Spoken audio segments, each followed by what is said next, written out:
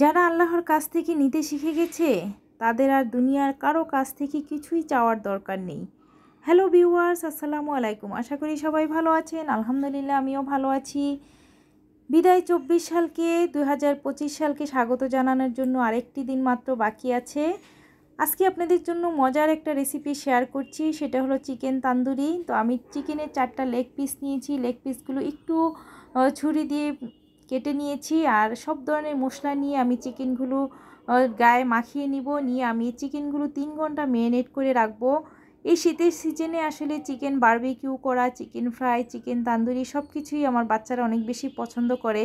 কিন্তু chicken barbecue তো আমরা বাসায় করতে পারছি না, সেটা করা অনেক বেশি ঝামেলা, সম্ভব হয় না আমাদের বাসায় এগুলো করা। রেস্টুরেন্টে চিকেন তান্দুরি বা চিকেন বারবিকিউ কয়লাতে পুড়িয়ে করে, সেটা সুন্দর একটা গ্রান আসে, খেতে অনেক ভালো লাগে। তো যাই হোক, বাসায় আমি কিভাবে চিকেন তান্দুরি তৈরি করছি সেই রেসিপিটি আপনাদের সাথে আজকে শেয়ার করছি। আশা করছি ভিডিওটা ভালো লাগবে। ভালো লাগলে অবশ্যই লাইক কমেন্ট শেয়ার করবেন। তো আমি চিকেনগুলো প্রায় 3 ঘন্টা ম্যারিনেট করে রেখেছিলাম। আপনাদের ভাইয়া অফিস থেকে আসার সময় সে বান নিয়ে আসছে চিকেন তান্দুরি দিয়ে খাওয়ার জন্য।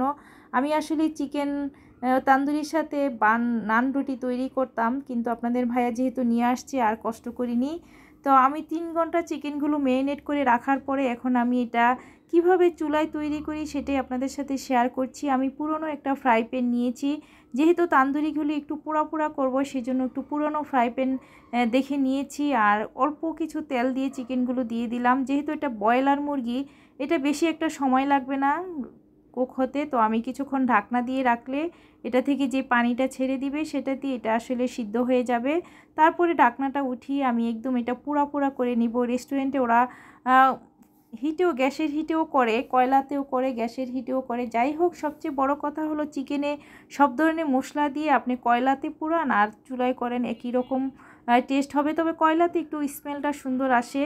তো আমি এখানে গোলমরিচের গুঁড়া করে নিচ্ছি। এটাও আমি মেয়োনিজ তৈরি করব, সেটাতে আমার প্রয়োজন হবে। আমি সব ধরনের মশলা গুঁড়া করে কাচের জারে নিয়ে নিই, যখন যেটা প্রয়োজন হয় সেটা করে নিই। আমার এমন কোনো মশলা নেই যে আমি নিজে করি না। আমি কখনো গুঁড়া মশলা কিনে খাই না, আমি নিজেই সব মশলা তৈরি করি বাসায়। এটা খুব বেশি স্ট্রং থাকে, গ্রানটা খুব ভালো হয় একদম ফ্রেশ নিজে মশলা তৈরি করে নিলে। আর মেয়োনিজের রেসিপিটা আমি অনেকবার আপনাদের সাথে শেয়ার করেছি, আজকেও আমি মেয়োনিজ তৈরি করে নিচ্ছি, কারণ তান্দুরির সাথে আমি আসলে সালাতের সাথে মেয়োনিজটা খাবো, এটা খুব মজার। এই তো হয়ে গেল আমার চিকেন তান্দুরি। খুবই সুন্দর হয়েছে, খুবই ইয়ামি হয়েছে। আর আমার ময়না খুব সুন্দর করে টেবিলটা সাজিয়েছে, সে সালাদ তৈরি করেছে, শসাগুলো কেটে নিয়েছে, মেয়োনিজ তৈরি করে। আপনাদের ভাইয়া অফিস থেকে এসে সে কোনো কিছু খায়নি, এই নাস্তা খাবে বলে সে ওয়েট করছিল। সে আসলে বাহিরের কোনো খাবারই পছন্দ করে না, বাসায় যেটাই তৈরি করি সেটাই খুব মজা করে খায়। তো এই তো দেখতে দেখতে বিদায় 24 সালকে বিদায় জানাবো। এই বছরের হাসি কান্না আনন্দ দুঃখ সব কিছু ভুলে যেন নতুন বছরটা ভালো থাকতে পারি, নতুন বছরটা যেন সুন্দর কিছু আমাদের জন্য বয়ে আনে। সবার জন্য অনেক অনেক দোয়া রইল, ভালোবাসা রইল। সবাই আমাদের জন্য দোয়া করবেন যেন এই বছরে যা পাইনি আগামী নতুন বছরে যেন আমাদের সব কিছুতে পরিপূর্ণ হয়। আমাদের বাচ্চাদের পড়ার সিস্টেমও চেঞ্জ হয়েছে। আলহামদুলিল্লাহ আমার ময়নার রেজাল্ট দিয়েছে, ভালো করেছে। সে নতুন বছরে সে ক্লাস 9-এ উঠবে, সেটারও একটা আনন্দ। বাচ্চাদের নিয়ে আসলে আমার